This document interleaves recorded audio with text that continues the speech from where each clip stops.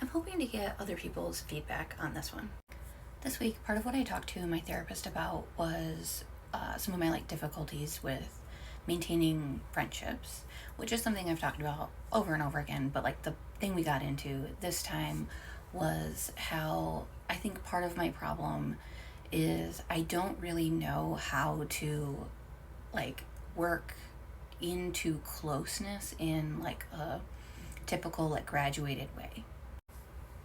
For my whole life, basically as long as I can remember, I've basically had two types of relationship experiences.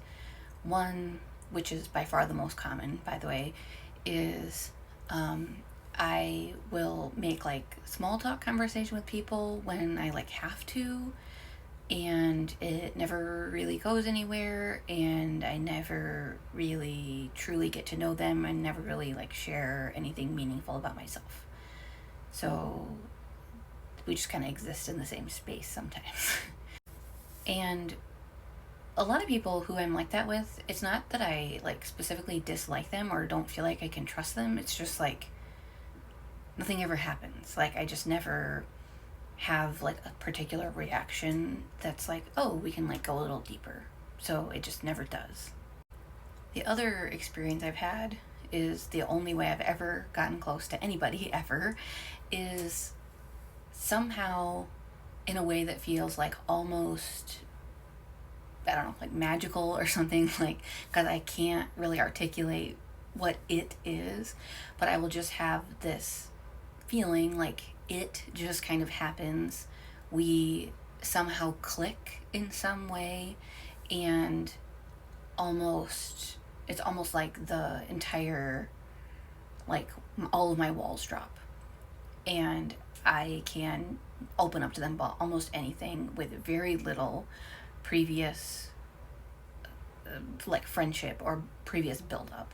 And I think part of what makes this happen for me is they do it first. They'll kind of almost randomly trauma dump on me, and then I can do it back. But I don't think that's always true. I think sometimes I do it first. But it's my subconscious, or whatever you want to call it, detects something in other people that senses that they are a safe person and or are similar to me in some way. And so we can just go there, and we can just almost immediately become friends. And it just works. But that is exceptionally rare, and it's always been exceptionally rare, but even rarer the older I got, especially being self-employed. So I don't really have coworkers or whatever, so I'm not just randomly around people to allow for that to accidentally happen, more or less. And I was telling my therapist that I know that's not the norm, and not that the norm is the end all be all, but I have this general sense that most people maybe start off talking about the weather, and then there's all these different steps of getting to know somebody. So maybe you just talk about random stuff about your day at first. It's still really not very risky, what you had for lunch, or what you watched on TV or something. And then maybe you start to talk about things that are a little bit more personal, your hobbies, or your job, or I don't know, something that is a little bit personal but not particularly vulnerable. And then maybe eventually you can work into your actual values and things that are really important to you, or politics or something. And then you eventually can get to trauma dumping. But there's these different steps to it, and each of them kind of takes some time, and there's some, I don't know, pattern to it, or some, I don't know, structure to it, I guess, on some level. And I've just never had that. I've just never, I don't know, I've never really understood how that works. And I think part of what's weird about me, or weird about my friendships, is I will get to a level where I can really share my feelings and my traumas and really important stuff with people, And then I still might feel like it's weird to like randomly tell those people about my hobbies, because like unless I know that they have that hobby or that they like that kind of music or they like that kind of movie, then I still feel weird bringing that up with them. So it's almost like I end up with these relationships where we can like do like the really ugly stuff, but like the mid-level friendship is missing. And I don't know. Anyway, I know part of my difficulty with relationships is essentially attachment trauma. It is avoidance of vulnerability and intimacy. It's like avoidance in the attachment sense.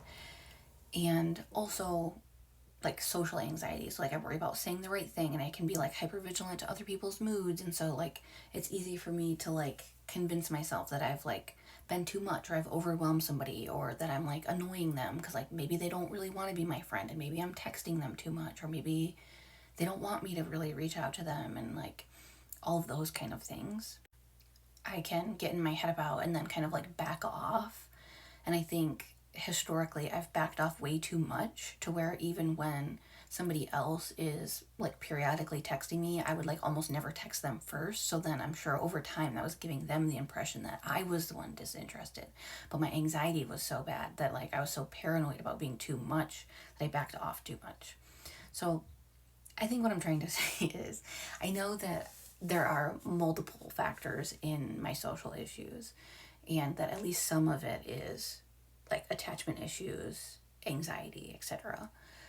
But my therapist suggested that it also can be a neurodivergent thing to kind of skip those like steps of getting close to somebody and just kind of detecting that they're on their on your wavelength, and then just like bearing your soul, and that like as long as that's okay with them too, then like there's nothing wrong with that. Like it's not like an incorrect way to find friendship or to interact with people. It just might be off-putting to like some neurotypical people or whatever.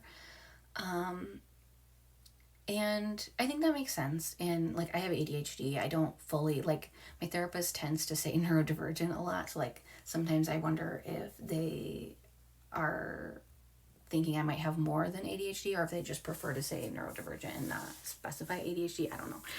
But anyway, if anybody sees this who struggles with this kind of like not really graduating into like levels of friendship or levels of trust, and especially if you know what your what plays into that for you, like is it exclusively a anxiety thing or a trauma thing? Is it primarily a neurodivergent thing?